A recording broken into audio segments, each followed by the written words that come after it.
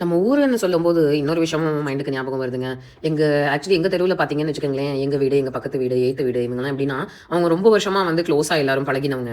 அ suppose நம்ம வந்து எந்திரிக்க லேட் ஆயிரும்னு வச்சுக்கோங்களேன், எப்படின்னா அவங்களே நம்ம வீட்டு வாசல்ல வந்து தண்ணி தெளிச்சு பெருக்கி, கோலமும் போட்டு வச்சுருவாங்க. காலையில எழுந்திரிச்சு பார்க்கும்போது நான் கல்யாணம் ஆகி போன புதுசுலலாம் பார்க்கும்போது எனக்கே ஆச்சரியமா இருக்கும். என்னடா இது நம்மளே லேட்டா எழுந்திரிச்சு வரோம். ஆனா இவங்க நம்ம வீட்ல ஏற்கனவே கோலம் போட்டு வச்சுட்டாங்களேன்ட்டுன்னு. அதே மாதிரி இன் ரிட்டர்ன் பார்த்தீங்கன்னு வச்சுக்கோங்களேன், என் மதர் இன் லாவும் சம்டைம்ஸ் அவங்க வீட்ல வந்து லேட்டா எழுந்திரிச்சு வாசல் தெளிச்சு கோலம் போட லேட் ஆச்சுன்னா, இவங்க போய் அவங்க வீட்டு வாசல்ல பெருக்கிட்டு இருப்பாங்க. பார்க்கும்போது பயங்கர ஆச்சரியமா தான் இருந்துச்சு. பட் அதுக்கப்புறமா தான் புரிஞ்சுச்சு அது அவங்களுக்குள்ள இருக்கிற அண்டர்ஸ்டாண்டிங்னு சொல்லிட்டு. இதெல்லாம் பார்க்கும்போது தாங்க அழகா இருக்கு. இங்க இருக்கிற நிலைமை பார்த்தீங்கன்னு வச்சுக்கோங்களேன், எங்க பக்கத்து வீட்ல யார் இருக்காங்கங்கிறதே எங்களுக்கே தெரியாது. இதுதான் வந்து அபார்ட்மெண்ட்டோட வாழ்க்கை. அதே மாதிரி தாங்க இப்ப நம்ம ஊர்லயுமே இந்த மாதிரி செட்டப்லாம் வந்துருச்சுன்னு வச்சுக்கோங்க. பக்கத்து வீட்ல, எதித்த வீட்ல யார் இருக்காங்கங்கிறதே நமக்கு தெரிய மாட்டேங்குது.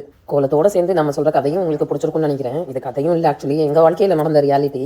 உங்களுக்கும் இந்த மாதிரி சம்பவங்கள் ஏதாவது இருந்ததுன்னா கமெண்ட்ல சொல்லுங்க. நானும் படிச்சு தெரிஞ்சுக்கிறேன். அதே மாதிரி நம்ம டிசைன்ஸை ஃப்ரெண்ட்ஸ் அண்ட் ஃபேமிலிக்கு ஷேர் பண்ண மறந்துடாதீங்க. சேனலை சப்ஸ்கிரைப் பண்ணிருங்க. Thank you very much.